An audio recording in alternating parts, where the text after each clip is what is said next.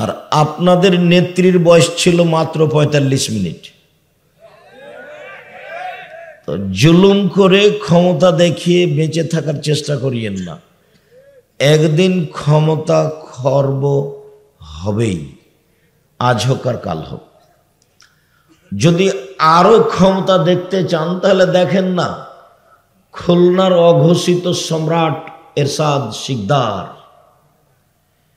আরো যদি ক্ষমতা দেখতে চান দেখেন না রাতে রাতে দেশ দখল করে নিলেন প্রেসিডেন্ট সাদ্দাম। ক্ষমতা দেখিয়ে বেঁচে থাকার চেষ্টা করিয়েন না। মানুষের বদনাম, গীবাত, মানুষকে খাটো করা, অপমান করা, জেল হাজত এগুলো করতে যায় না। মামলাই করবেন না, যা হবে হবে। প্রতিবাদ নেই, প্রতিবাদ নেই, প্রতিশোধ নেই, মামলা নেই। আমাকে সিলেট সুনামগঞ্জের ফেন্সিগঞ্জের ওসি বলছে যে আব্দুর রাজ্জাক সাহেব আপনি সিগনেচার করেন, মামলা আমি চালাবো। তো বলছে দেখেন আমি যদি মামলা চালাই তাহলে আমি মানুষ, ভুল ত্রুটি থাকবে। ও পারে না মামলা চালাতে, ওর কি হয়েছে? ও চালালেই তো সবচেয়ে ভালো হয়। উনি সর্বশক্তিমান, মামলা উনি চালাবে না, আমার এটা দরকার নাই।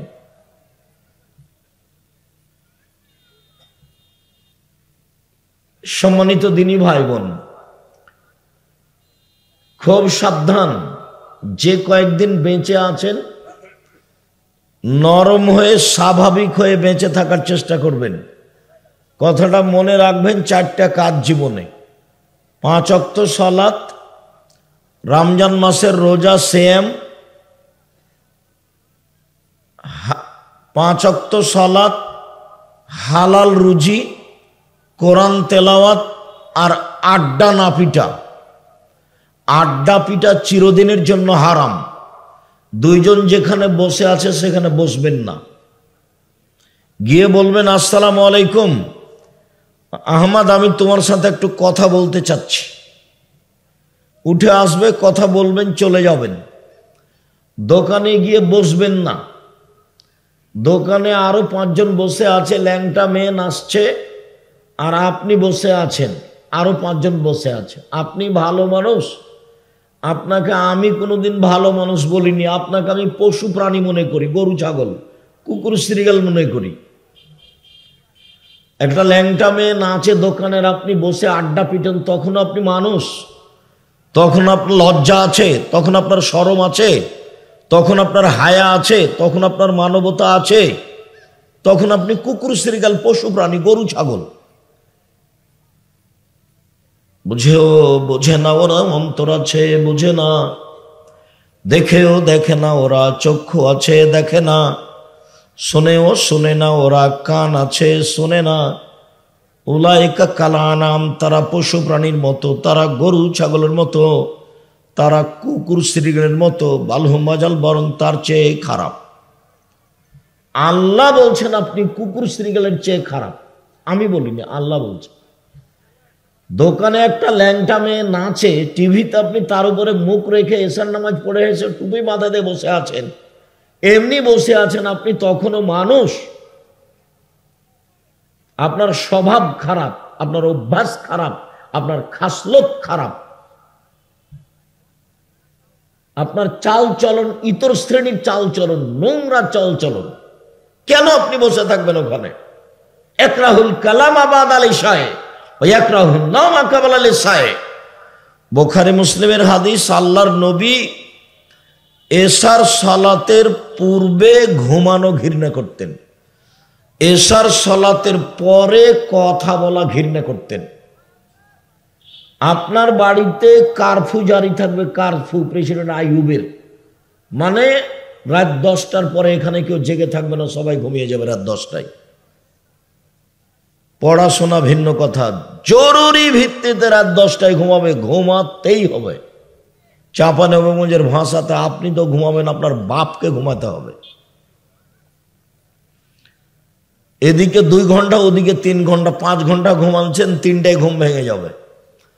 এখন আল্লাহকে কিছু বলেন, 2 রাকাত সালাত আদায় করেন। জমি জায়গার প্রয়োজন থাকলে চেয়ে নেন, বাড়ি ঘরের প্রয়োজন থাকলে চেয়ে নেন, একটা ভালো ছেলের প্রয়োজন থাকলে চান, দেশ বিদেশে ছেলে মেয়েরা আছে, কিছু চান, না হলে যে মাদ্রাসার দায়িত্ব পালন করছেন সেই মাদ্রাসার কথাটাই বলেন যে আল্লাহ তুমি এটা কবুল করো। কিছু বলেন। পশু প্রাণীর মতো, গরু ছাগলের মতো রাত 2টা 3টায় ঘুমান বেটি ছেলেকে দেখে দেখে, টিভিতে, মোবাইল, এগুলো কোন স্বভাব? এগুলো কোন স্বভাব? এর খাসলত খারাপ, এর অভ্যাস খারাপ, এর শিষ্টাচার খারাপ, এর বৈশিষ্ট্য খারাপ, এর স্বভাব খারাপ।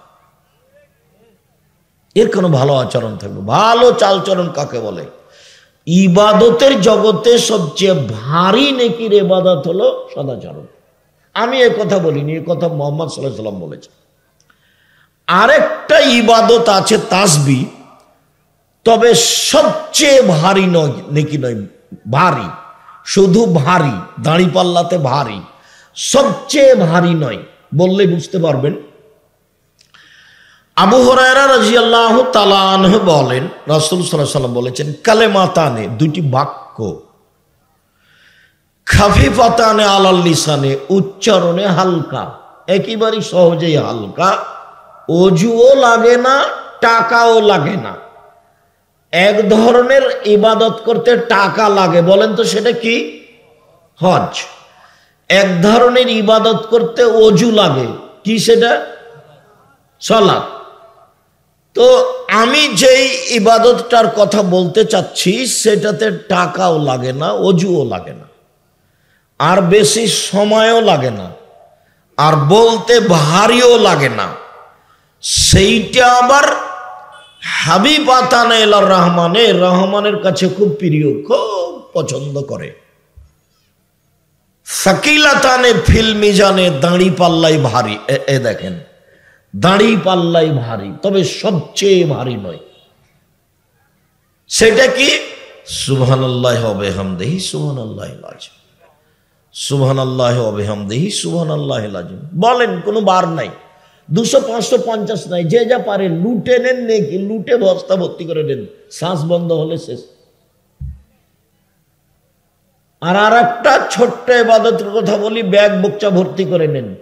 সেটা হলো সূরা ইখলাস 3 বার পড়লে 1 বার কোরআন মাজিদ পড়ার সমান নেকি হয়। 1 বার মানে 10 পারা, 1 বার মানে 10 পারা, 1 বার মানে 10 পারা, 3 বার মানে 30 পারা। নেন, যে যা পারে 1 মিনিটে 30 পারা। তো আল্লাহ রাসূল বলেছেন, কথা সত্য। আপনি মুখ বন্ধ করে থাকলে, দিন রাত দোকানে বসে বেটি ছেলেকে দেখলে কে ঠেকাবে বলে? ওখানে যে কেউ আপনার মাথায় ডাং মারবে? আপনার স্বভাব ভালো, আপনার স্বভাব খারাপ, কেন দোকানে বসবেন? আমরা তো জীবনে কোনোদিন বসিনি, বেঁচে আছি তো। আমার জীবনে কোনোদিন আমি চায়ের স্টলে বসিনি। আমার মা বলতেন, 1 দোকানে বসিও না, 2 প্রাইভেট পড়ায়ও না, 3 কারোর সাথে বন্ধুতালি করো না, 4 দাওয়াত খায়ও না। আমার মা নিরক্ষর, বাড়ি থেকে বের করার সময় এটা বলতেন, এই 4টা। আমরা তখনও কোনোদিন দোকানে বসি না, এখন তার প্রশ্নই আসে না। তা আমরা বেঁচে আসি না মরে গেছি? আমরা হাটে বাজারেই যাই না। আমাদের বউ তো বহু দূরের কথা। আর আপনার বউ কি যে দোকান পড়েছে, খালি ভ্যানিটি ব্যাগ নিয়ে শয়তানের মতো ঘুরে বেড়াই। আর আপনি কাপুরুষ, ঘৃণিত পুরুষ, আপনি তাকে দেখেন, ছি। আর আপনার স্বভাব দেখলে আমাকে খুব কষ্ট হয়। আপনার শরীরে রক্ত আছে এটা আমার মনে হয় না, মনে হয় যে সবই পুজ।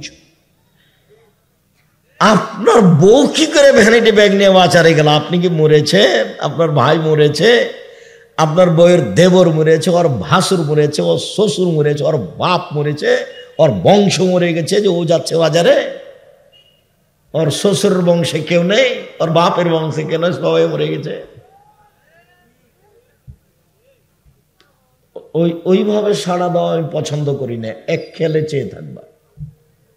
তোমাকে বলছি, তোমার মাই তো খারাপ, তোমাকে খারাপ লাগে না কেন? তোমার বোনই তো এরকম খারাপ। এই যেখানে বসে আছে, নখে নেইল পালিশ দেওয়া আছে, নখ বড় বড় আছে, কোন স্বভাব? তোমার মাকে তুমি সৎমা বলে ডাকিও, তোমার বোনকে বলে দিও তোমার মাকে যেন খালা বলে, সৎমা বলে। তোমার মা এরকম কেন? তোমার মায়ের স্বভাব কেন এমন? তোমার বাপ কিছু বলতে পারে না? সংসার এমনি চলে? সংসার এটি কি গরু ছাগলের সংসার? এটি কি পশু প্রাণীর সংসার? এটি কি কুকুর শ্রীগালের সংসার? এটা মানুষ। আবার এরা আহলে হাদিস, শুধু মানুষ নয়, এরা আহলে হাদিস মানে হাদিস মেনে চলে। তোমার মা কি করে? জাবের রাদিয়াল্লাহু তাআলা বলছেন যে আমি রাসূলের সাথে এক যুদ্ধে ছিলাম, তো আমরা এখন মদিনায় ঢুকবো, ফিরে আসছি। তো আল্লাহ রাসূল বলেন, এই থামো, আমরা রাতে এখানে থাকবো, সকালে বাড়িতে যাব। তো আমি জাবের বললাম, আল্লাহর নবী আমি তো নতুন বিবাহ করেছি, আমাকে বাড়ি যেতে দেন। তো আল্লাহ রাসূল বলল, তুমি নতুন বিবাহ করেছো? আচ্ছা, তুমি তালাক প্রাপ্ত মেয়ে বিবাহ করেছো না কুমারী মেয়ে বিবাহ করেছো? আমি তালাক প্রাপ্ত মেয়ে বিবাহ করেছি। তো আল্লাহ রাসূল বলছেন, তুমি কুমারী মেয়ে কেন বিবাহ করলে না? তুমি তার সাথে খেলতে, ও তোমার সাথে খেলতো। তখন জাবের বলছেন, আল্লাহ নবী দেখেন, আমার আব্বা উহুদের যুদ্ধে শহীদ হয়েছেন, 9 জন মেয়ে রেখে আমার 9 জন বোন আছে। আকরাহু আন আতাযাওয়াদা মিসলাহুন্না অফিরাতিনাল খারকা, আমার বোনদের সমবয়সের বুদ্ধি কম মেয়েকে আমি বিবাহ করা পছন্দ করিনি 4টা কারণে। আল্লাহর নবী, আমি বেশি বয়সের মহিলা বিবাহ করেছি 4টা কারণে। আমার বোনদের সমবয়সের কম বয়সের বুদ্ধি কম মেয়েকে বিবাহ করতে চাইনি 4টা কারণে। আল্লাহর নবী, 1 লিতুআল্লিমাহুন্না, আমি বেশি বয়সের মহিলা বিবাহ করেছি যাতে করে আমার স্ত্রী আমার বোনদেরকে বিদ্যা শিখাতে পারে। 2 লিতুআদ্দিবাহুন্না, আমার স্ত্রী যেন আমার বোনদেরকে শিষ্টাচার শিখাতে পারে। 3 লিতুরাজ্জিলাহুন্না, আমার স্ত্রী যেন আমার বোনদের মাথার চুল চিরনি করে সাজগোজ করে পরিপাটি করে রাখতে পারে। 4 লিতাকুমা আলাইহিন্না, আমার স্ত্রী যেন আমার বোনদেরকে পাহারা দিতে পারে। বলো তোমার মা কি পাহারা দেয়? বলো তোমার মা কি শিষ্টাচার শিখিয়ে দেয়? তোমার মা তো শিষ্টাচার শব্দই শোনেনি। শিষ্টাচার তখন ঘোড়ার ডিম, যে একটু আগে আপনারা যেমন খেপে উঠলেন 2 মিনিট 3 মিনিট 5, আমি তো 9টায় আসতে চেয়েছি, তো যাক দেরি হয়েছে। তো ধৈর্য কাকে বলে? ধৈর্য হলো ঘোড়ার ডিম। মানুষের সবাই ধৈর্য বলে, তো ঘোড়ার ডিম যেমন দেখা যায় না, ধৈর্য তেমন বাস্তবতা কেউ জানে না। ধৈর্য কি জিনিস? যখন যার মন চায় সে তা বলে নেই, করে নেই। ফেসবুকের মতো হুজুরও বলছে যে পেশাব করে দেওয়ার মুখে, কত কি যে বলছে হুজুর একবার লুটে খেয়ে নিছে একবারে। কে ধৈর্যের কথা বলবে আর কে শুনবে? যত দিন যাবে মানুষের স্বভাব তত বেশি খারাপ হবে, মানুষ হয়ে যাবে বিবেকহীন। আল্লাহ রাসূল বলছেন, দেখো কাইফা বিকুম বিজামানিন, তোমাদের কি হবে, যুগের কি হবে। আবু মুসা, তোমাদের কি হবে, যুগের কি হবে। উবকিতুম মিন হুসালাতিন মিনান নাস, যেদিন তোমরা থাকবা আগাছার মাঝে, সমাজে কেউ ভালো মানুষ থাকবে না, প্রায় সবাই পশু প্রাণী গরু ছাগলের মতো। সেদিন তোমাদের কি হবে, যুগের কি হবে। মারেজাতুল উহুদ ওয়াল আমানাত, আমানতও থাকবে না, অদা অঙ্গীকারও থাকবে না, কারো কাছে 10 পয়সা নিরাপদে থাকবে না। খুব ব্যতিক্রম। মাওলানা, হাজি, গাজী, মসজিদের ইমাম, সভাপতি সবাই 10 পয়সা লুটে খেয়ে নিবে। সেদিন তোমাদের কি হবে, যুগের কি হবে। আবু মুসা, তোমাদের কি হবে, যুগের কি হবে। ওয়াখতালাফু বাইনান নাস, মানুষের মধ্যে মতবিরোধ বাড়বে, কেউ কারো কথা মানবে না। দেখো মতবিরোধ কিভাবে ঢুকবে, দেখো দেখো দেখো দেখো, এই যে সাব্বাকা বাইনা আসাবেই, আল্লাহ নবী নিজের তার ডান হাতকে বাম হাতের আঙ্গুলের মধ্যে ঢুকে দেখালেন, এই যে এইভাবে মতবিরোধ বেড়ে যাবে, কেউ কাউকে মানবে না। সেদিন তোমাদের কি হবে, যুগের কি হবে বলেন তাহলে। ফামা তামরুন, আপনি বলেন আল্লাহ নবী কি করতে হবে বলেন। তখন আল্লাহ রাসূল বলছেন, শোনো, এক, আলজাম লেসানাক, মুখখান বন্ধ রেখো, মুখ ব্যবহার করিও না, করলেই বিপদ, মুখ ব্যবহার করবো না। এই ছেলেরা, যাও বসো, এখানে দাঁড়িয়ে আছো কেন? তোমরাই কি দেখাশোনা করছো নাকি? ছোট বড় সব বসো, জায়গা তো সামনে আছেই। রাস্তাঘাটে কেউ কোথাও থাকবেন না। আমি আপনার জন্য এসেছি অনেক কষ্ট করে, দয়া করে আপনি আমাকে কাজ দেখাবেন না। এখন যদি আপনি দোকানে বসে বসে থাকেন তাহলে আপনি ওই পশু প্রাণীর অন্তর্ভুক্ত।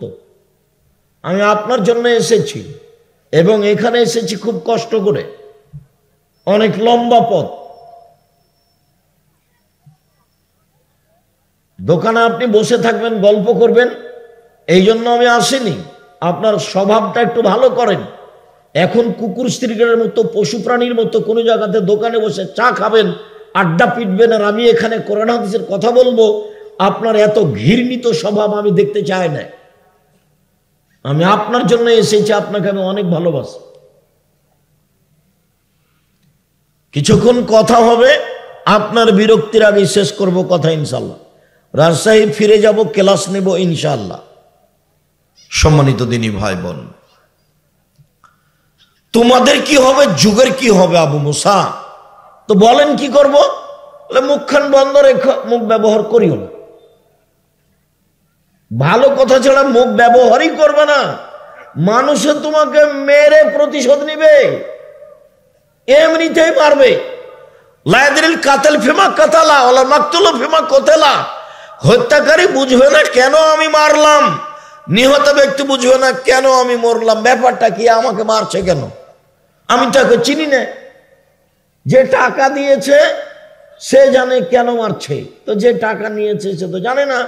বলে দিয়েছে তোকে 50,000 টাকা দেবো, ওকে মারাই, তখন মারছে, তখন ও তো জানে না কেন মারছি। এখন যাকে মারা হচ্ছে সে বলছে ব্যাপারটা কি, আমাকে মারছে কেন, এ কে? আল্লাহ নবীও বলছেন হত্যাকারী বুঝবে না কেন আমি মারছি, নিহত ব্যক্তি বুঝবে না কেন আমি মরলাম। হাদিস তো বুখারী মুসলিম, তো আল্লাহ নবী বলছে। সেটা হলো এখন মানুষ পশু প্রাণীর মতো, গরু ছাগলের মতো, কুকুর শ্রীগুলোর মতো, কেউ কাউকে মানে না, ছাড় দেওয়া বুঝে না, ছাড় দিয়ে চলতে হবে। প্রতিশোধ বলে কোনো জিনিস নাই। এসেছি আপনার কাছে, জিন্দেগিতে কোনোদিন প্রতিশোধ নেবেন না কারো, প্রতিশোধের পাতা ছিঁড়ে দেন। প্রতিশোধ নেব না, মামলা ভোগ করব, মামলা করব না। কেউ যদি মামলা করে পিছনে পিছনে মামলা চালাতে হবে, নইলে আমাকে জেলে যেতে হবে। আমি নিজে মামলা করব না। কোটি টাকা গেছে গেছেই, জমি জায়গা গেছে গেছেই, প্রতিশোধ নিব না। বদনাম কারো করে বাঁচতে রাজি নই। রাতে যখন ঘুমাবো, আল্লাহ মানুষের সাথে যে লেনদেন ছিল সব শেষ করিয়া, মানুষকে মাফ করিয়া ঘুমিয়ে গেলাম। বিচারের মাঠে উঠলে কোনো জবাব যেন আমাকে দেওয়া না লাগে, তোমার কাছে ক্ষমা ভিক্ষে চেয়ে ঘুমিয়ে গেলাম। আল্লাহুম্মা আসলামতু নাফসি ইলাইকা ওয়াজ্জাহতু ওয়াজহি ইলাইকা ওয়া ফাওয়াজতু আমরি ইলাইকা। সব কিছু আপনার কাছে সমর্পণ করলাম। আলজাতু জাহারি ইলাইকা রাগবাত রাহাবাতান ইলাইকা লা মালজা ওয়ালা মানজা মিনকা ইল্লা ইলাইকা। আমানতু বিকিতাবিকা আল্লাযী আনজালতা ওয়া নাবিয়্যাকা আল্লাযী আরসালতা। যে কিতাব কোরআন দিয়েছো সেটাও মেনে নিয়েছি, যে নবী রাসূল মুহাম্মদকে পাঠিয়েছ তাকে নবী বলে মেনে নিয়েছি। ঘুমিয়ে যান। দোয়া মুখস্থ না থাকলে, যুবক তোমাদের জন্য 24 ঘন্টা, মুরব্বীদের জন্য 7 দিন, এই দোয়া পড়েই ঘুমাতে হবে। আল্লাহ রাসূল এই দোয়া পড়েই ঘুমাতেন ডান কাতে। আয়েশা রাদিয়াল্লাহু তাআলা আনহা বলেন, এই যে আওয়াইয়াল্লাহ ফিরাসেহি, যখন আল্লাহ রাসূল তার বিছানায় যেতেন তখন তিনি ডান কাতে হাতের নিচে মাথা রেখে, হাতের উপরে মাথা রেখে তিনি বলতেন এই দোয়া, তারপরে তিনি ঘুমিয়ে যেতেন। অন্য এক বর্ণনা এসে উজু করে এসে। পশু প্রাণীর মতো জীবন কাটায় না। যে কয়েকদিন বেঁচে আছেন একটু ভালো হয়ে থাকার চেষ্টা করেন, কারো পিছে পড়িয়েন না, হালাল রুজি উপার্জন করেন। আমার পরামর্শ নেন, সমস্যা নেই। কি পরামর্শ আব্দুর রাজ্জাক সাহেব? চকলেট বিক্রি করে খাবো। লোন নেওয়া লাগবে না।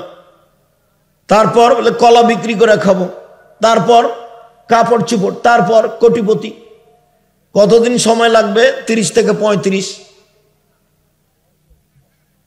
একদিনই কলকাতায় হিরোইন কিনে ঢাকায় বেচে কোটি টাকার মালিক হতে হবে? আল্লাহ নবী বলছেন একটা দুয়ার সালাম ফিরার পূর্বে এই দোয়া না পড়ে জীবনে কোনোদিন তিনি সালাম ফিরেননি। আয়েশা রাদিয়াল্লাহু তাআলা আনহা বলেন সেই দোয়ার শেষ বাক্যটা ওয়াউযু বিকা মিনাল মাসামি ওয়াল মাগরাম, তোমার কাছে বাঁচতে চাই বড় পাপ হতে, তোমার কাছে বাঁচতে চাই ঋণ কর্য হতে, তোমার কাছে বাঁচতে চাই বড় পাপ হতে, তোমার কাছে বাঁচতে চাই ঋণ কর্য হতে, তোমার কাছে বাঁচতে চাই বড় পাপ হতে, তোমার কাছে বাঁচতে চাই ঋণ কর্য হতে। ঋণ আছে জাহান্নাম জান্নাত পরে, জানা যায় নেই। তা আপনি মরে কি করবেন? জানাজা হয়ে যাচ্ছে, যে হয়ে যাচ্ছে তো ওটা ভিন্ন কথা। আমাকে দিয়ে জানাজা করান দেখি। আপনি আমাকে দাওয়াত দেন, আমি চলে আসার চেষ্টা করবো ইনশাল্লাহ। যাই তো অনেক সময় বিভাবড়াতে আমি ইয়েতে গেছি, মালয়েশিয়া। আমি মালয়েশিয়া গেছি তাহানিক করতে, বাচ্চা জন্ম নিয়ে যেতাম। ঢাকায় গেছি বিবাহ পড়াতে। আপনারা জানা যায় আসবো, আপনি নিয়ে আসেন, ছেলেরাকে বলে যায় আপনার 10 টাকা আছে ঋণ, তখন আমি জানাজা করি কিনা। এমন কোনো মায়ের বেটা ওরকম জন্ম নেই যে আমাকে আদেশ করে এই কাজ করাতে পারে। ইনশাআল্লাহ আলহামদুলিল্লাহ আমি কাউকে হিসাব করেই চলি না, আল্লাহ যেভাবে চালাই, ফকির মানুষ চলি। কোনো দিন আমার জীবনে কারো কাছে মাথা নত করা লাগেনি। মসজিদ মাদ্রাসার সেক্রেটারি সভাপতি, কোনো দিন কাউকে হিসাব করে কথা বলা লাগেনি। আছি আলহামদুলিল্লাহ। ও যদি কিছু বলে তাহলে আমি বলবো আপনার যা টাকা লাগে, আপনার মসজিদ জামিনে আমি কিছু করে দেবো ইনশাল্লাহ, আপনাকে টাকা লাগবে না আমাকে। আপনার প্রয়োজন হলে আপনি বলেন, আপনাকে কিছু দিব ইনশাল্লাহ। মানে আল্লাহ আমাকে ওইভাবে রাখেইনি, আমি কোনোদিন বুঝতে পারি না, আমার কাছে ধরা পড়ে না এমনটা। ময়মনসিং থেকে গেছি, ও টাকা দিয়েছে 5,000, আমার তো খরচ আছে 11,000।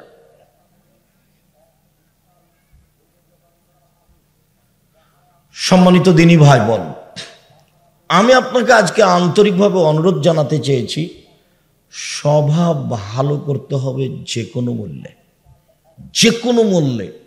মুখখান ভালো রাখবেন, মুখ বড় বিপদ, আপনাকে টেনে একবারে ছেঁচড়ে জাহান্নামে নিয়ে যাবে। তাহলে রাসূল বলেন মুখখান বন্ধ রাখো। 2, জরুরি প্রয়োজন ছাড়া বাড়ি ত্যাগ করবেন না, বাহিরে যাবেন না। 3, পাপের জন্য কাঁদবেন, পাপের জন্য। আল্লাহর নবী বলছেন কেউ যদি কাঁদে আল্লাহর ভয়ে, তো গাভীর ওলান বাঁট থেকে, বান থেকে চাপ দিয়ে দুধ বের করে ভিতরে ঢোকানো যায় না, যেমন আল্লাহর ভয়ে কাঁদে যে সে জাহান্নামে যাবে না তেমন। আমি না বুঝাতে পারলে আবার বলি, গাভীর বাঁট বুঝেন না আপনারা? চাপ দিয়ে দুধ বের করে না মানুষ? তো আল্লাহ রাসূল বলছেন যে চাপ দিয়ে দুধ বের করে ভিতরে ঢোকানো যেমন অসম্ভব, এইটা যেমন অসম্ভব, আল্লাহর ভয়ে কাঁদে যে তার জাহান্নামে যাওয়া তেমনি অসম্ভব। তো আমি বলিনি, এ কথা মুহাম্মদ সাল্লাল্লাহু আলাইহি ওয়াসাল্লাম বলছেন। লা ইয়ালিজার রাজুলুন নারা বাকা মিন খাসিয়াতিল্লাহ হাত্তা ইয়ালিজাল লাবানু ফিদ দারে। যে আল্লাহর ভয়ে কাঁদে তার জাহান্নামে যাওয়া এরকমই অসম্ভব, গাভীর বান থেকে দুধ বের করে ঢোকানো যেমন অসম্ভব। স্বাভাবিক হয়ে বাঁচেন। 1, 5 ওয়াক্ত সালাত, 2, হালাল রুজি, 3, কোরআন তেলাওয়াত, 4, আড্ডা পিটা হারাম। জিন্দেগিতে কোনোদিন আর দোকানের সামনে বসবেন না। চা খাচ্ছেন, ল্যাংটা মেয়ে নাচছে, বসে গল্প জমাচ্ছেন, কার কি বলছেন, তখন আপনি ভালো মানুষ। কে বলেছে আপনাকে? আমি তো বলিনি কোনোদিন।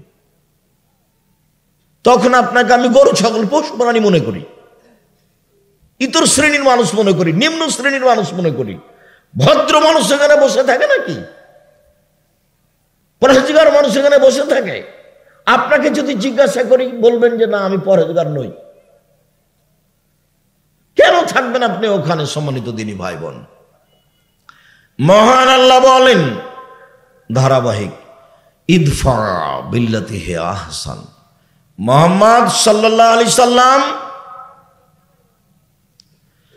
মানুষের সাথে যখন কথা বলবেন, মানুষ যা বলেছে আপনারটা তার চেয়ে সুন্দর হবে, এটা আমি আর আপনি, রাগ যতই হোক, একবারে জ্বলে ছাই হয়ে যাচ্ছেন তার কথায়, তবু আপনি রাগ দেখাবেন না।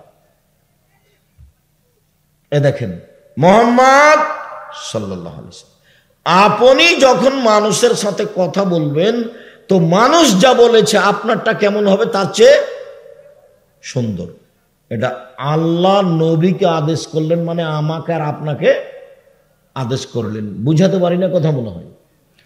আল্লাহ আমাদের নবীকে আদেশ করলেন মানে কি? আমাকে আর আপনাকে আদেশ করলেন।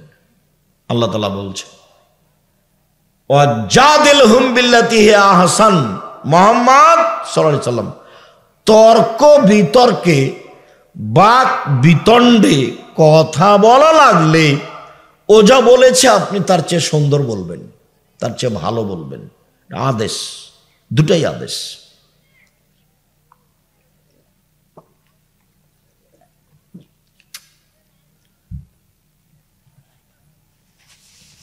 তিন, মুহাম্মদ সাল্লাল্লাহু আলাইহি সাল্লাম শুনুন, আল্লাহর পক্ষ থেকে বড় দেয় যে আপনার স্বভাবটা নরম, আপনার স্বভাব কর্কশলে লানফাদ্দু মিন হাওলেক, আপনার পাশ থেকে মানুষ সরে যেত, কে আপনার পাশে আসতো না। শুনুন, ফাফু আনহুম, মানুষকে মাফ করুন, মানুষকে মাফ করুন। পৃথিবীর মানুষ, মাফ করতে শিখো। মাফ, ছাড়, ছাড় দাও। আচ্ছা করেছে করেছে, আচ্ছা বলেছে বলেছে, আচ্ছা মাফ করে দিলাম, মাফ করে দিলাম। যখন যে জেলাতে যায়, খালি গাড়ি থেকে নামলে কেউ এসে বলবে অনেক কথা আপনাকে বলেছি, মাফ করে দেন, ঠিক আছে দিলাম।